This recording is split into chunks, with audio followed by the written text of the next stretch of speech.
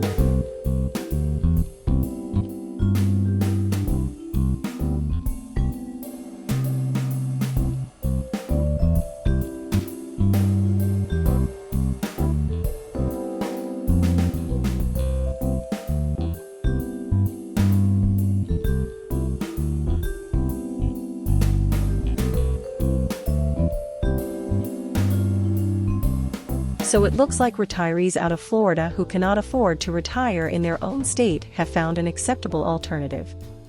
The weather is great year-round, and U.S. citizens can stay in the country using only their U.S. passport for 90 days.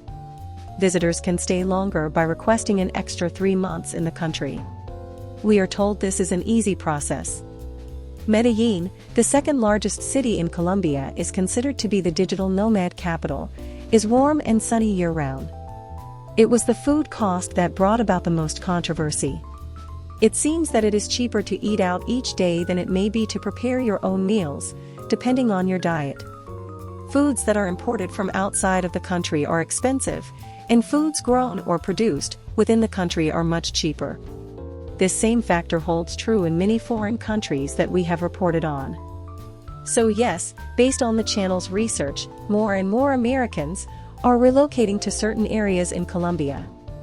Many European cities offer direct flights to Bogotá, including Frankfurt, Germany, Madrid, and Barcelona and Paris. Bogotá is a multi-international city with many different cultures. There are direct flights from Los Angeles International Airport, non-stop to Bogotá, taking around 7 hours. There are also direct flights out of Orlando, Florida, with a flight time of approximately 4 hours. Surprisingly, the cost to fly from Orlando, Florida to Bogotá is extremely inexpensive in late 2021. Prices may increase once the world health issue becomes less of a threat. You can find over 20,000 expats in Facebook groups who can help you get acclimated when moving to or visiting Colombia. We encourage viewers to take advantage of the Facebook groups. We also encourage viewers to visit Colombia for a month or 2 before making any final decisions. Be sure to register your travels with the U.S. State Department. And keep in mind, there are risks associated with making such a move.